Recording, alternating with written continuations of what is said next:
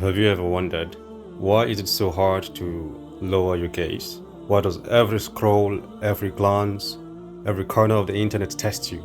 As if the whole world is designed to tempt you. This isn't random. This isn't accidental. Lust is not just a feeling. It is a battlefield. And for men, it's one of the most intense trials Allah has placed on the path to Jannah. But why?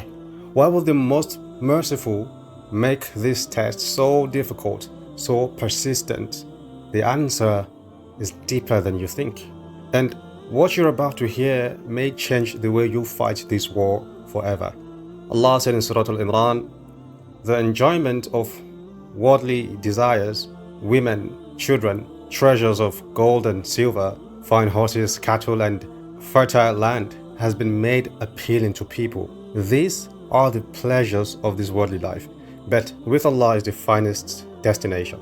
Allah created us with fitrah, a natural inclination to be attracted to beauty, to desire companionship, intimacy, closeness.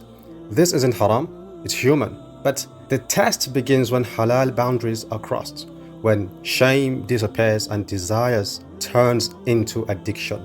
You see, Allah did not test us with something we are indifferent to. He tested us with something that sits at the very core of our being, something powerful enough to build nations or destroy souls. And that's exactly why it is one of the heaviest tests a man will ever face. Lust attacks when you're alone. It attacks in silence. It doesn't knock on the door. It creeps into your screen, your thoughts, your imagination. And here's what makes it so dangerous. It's not just the action. It's the slow decay of your soul.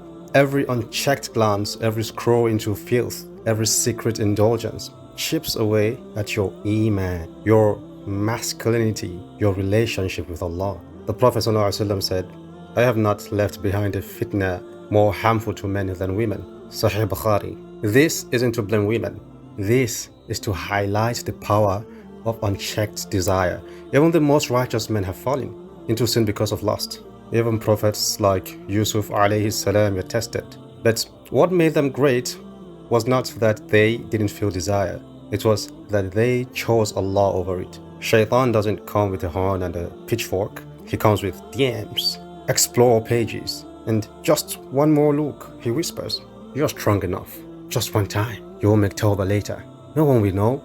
But every time you give in, your heart darkens. The Prophet ﷺ said, when a servant commits a sin, a black dot appears on his heart.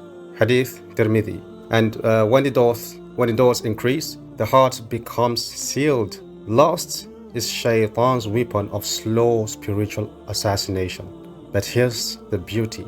Every time you fight the urge, every time you lower your gaze, every time you resist, you are rising. You're winning a war that angels record. You are proving to Allah, Ya Allah, I want you more than I want this temptation. The Prophet ﷺ said, whoever leaves something for the sake of Allah, Allah will replace it with something better. You think you are giving up pleasure? Allah is preparing you for a reward that will never fade. In Jannah, there are pleasures you can't even imagine, with no guilt, no regret, and no shame, but only for those who fight now.